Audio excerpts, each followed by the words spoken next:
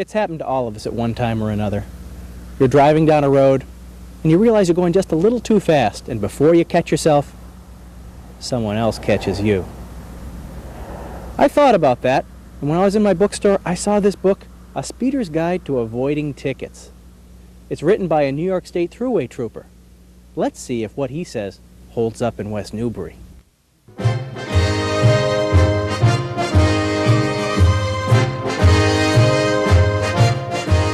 My first stop, the West Newbury Police Department, to get the scoop on what speeders do to get out of tickets.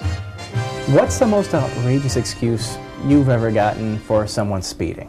I remember one time a woman had told me that her cat had just died, her husband had left her, she just had gotten laid off from her job, and she was already a half hour late for a doctor's appointment.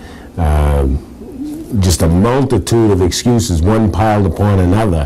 What if a person says, I have to go to the bathroom real bad, and even if you're going to give me a ticket, please just follow me to the next restroom. You can give it to me there, just let me go.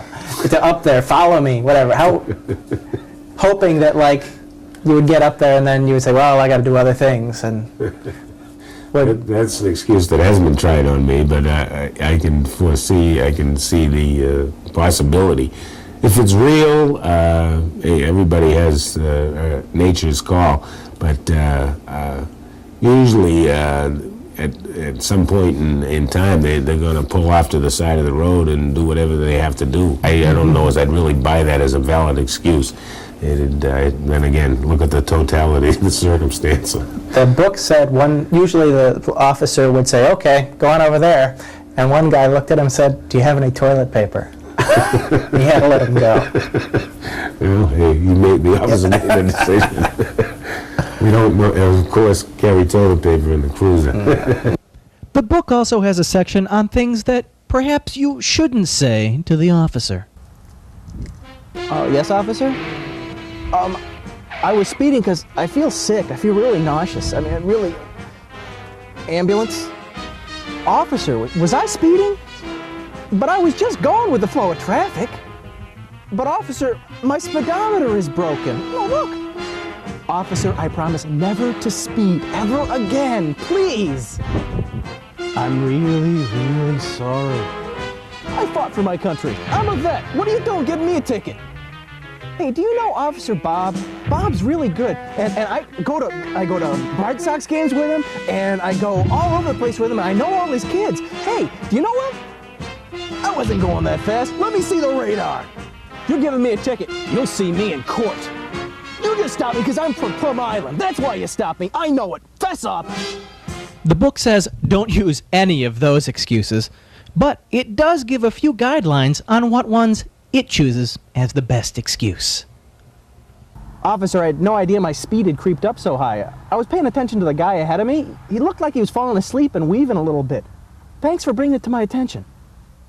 I thought it was lame, too. So I asked other people what were their way of avoiding speeding tickets.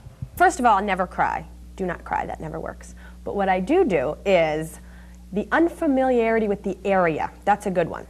For one thing, I won't say the name of the town, but I worked in this town for 2.5 years and was speeding and got stopped, but I live an hour away. So when I gave my license, I just said to the cop, I'm really sorry, I'm not from around here, very unfamiliar with the roads, and apologized 1,000 times, and lo and behold, no speeding ticket.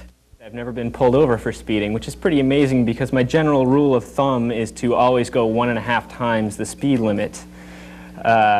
I don't know why I've never been pulled over. I have passed many speed traps in my life. Usually I'm going too fast to actually tell that they're speed traps. First 2 rules of thumb is 1, have your mother in the car. A cop will not give you a ticket if your mother is in the car with you. Rule number 2, lie. Either the speedometer is broken, you just came back from the shop and they need to fix the part, or 2, the little light in back of it is burned out and you couldn't see it in the dark. The book has a lot of good advice, but the best advice is stay out of any confrontations and don't get pulled over. Keep it under 55 and you don't even have to worry about the book. For Western Exposure, I'm Tom Giarrosso.